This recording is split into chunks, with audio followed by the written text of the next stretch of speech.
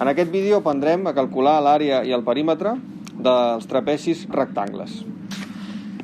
Trapeci rectangle significa que en algun dels seus vèrtexs té angles de 90 graus.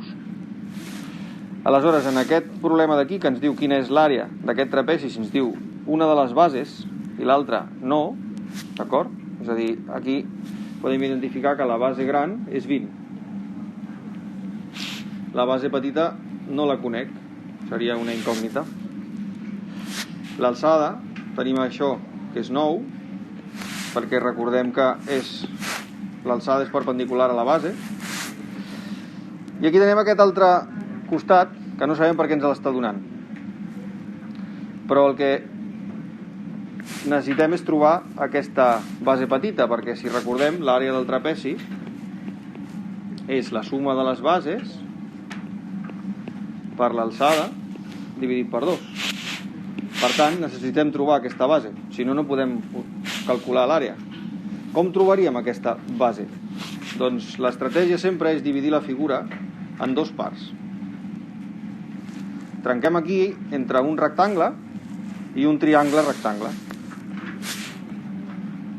D'acord? Per tant, aquest triangle rectangle pot utilitzar Pitàgores. Tenim que l'alçada d'aquest triangle rectangle és 9 i que la hipotenusa d'aquest triangle rectangle és 15. Per tant, podem trobar aquesta base. Li anem a dir I com a incògnita per diferenciar-la de la X. Seria aquesta.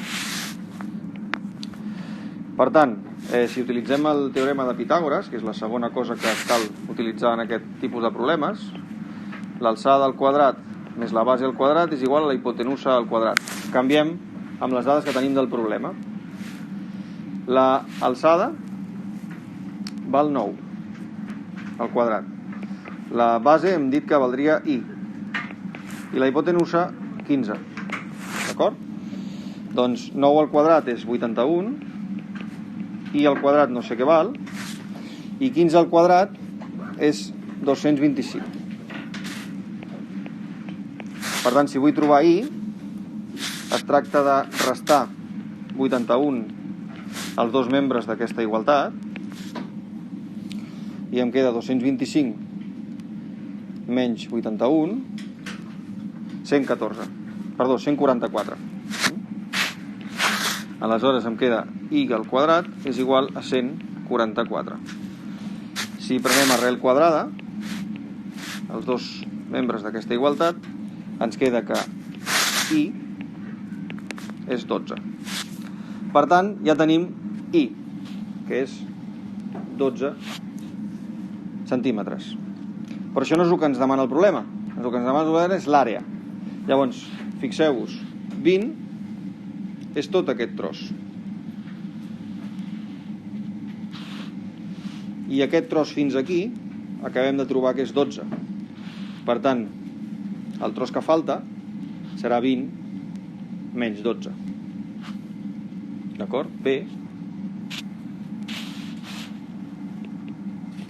O sigui, la nostra incògnita X serà 20 menys 12. És a dir, 8. Si això ho utilitzem a la nostra fórmula d'àrea, la base gran val 20, la base petita val 8, l'alçada val 9 i ho hem de dividir per 2. D'acord? Per tant, això seria el mateix que dir 28 per 9 dividit per 2, i això és el mateix que dir 14 per 9, que és la meitat de 28,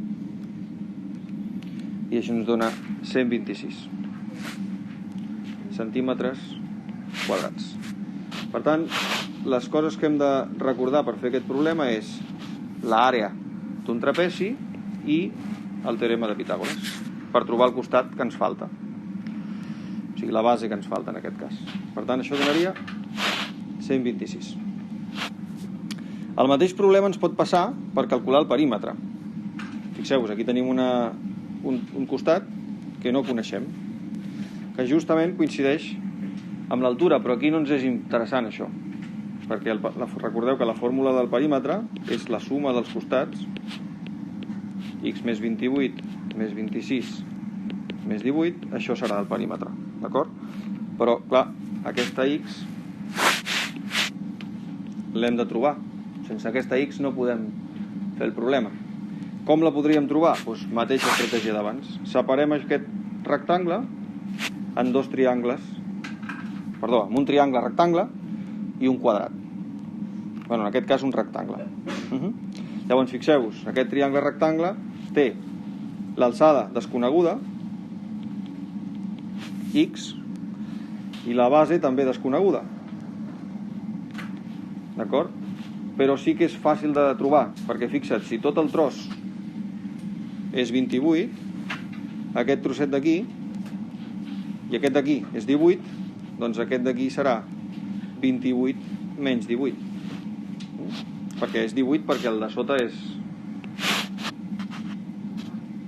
18. Llavors és un rectangle, aquest d'aquí és 18, per tant aquest serà tot el tros 28 menys aquest trosset d'aquí. Per tant, és 10.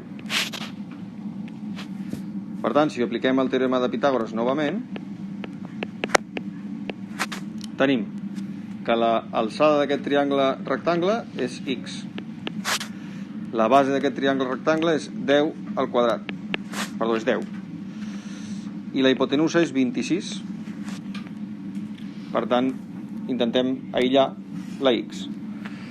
X quadrat més 100 és igual a 26 al quadrat, que serien 676.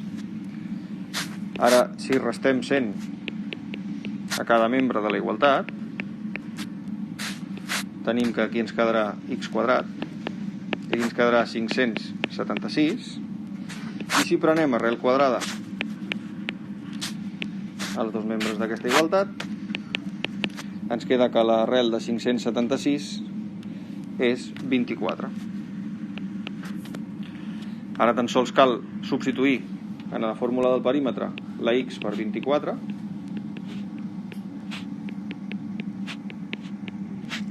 i obtenim que 24 més 28 més 26 més 8 són 86 centímetres.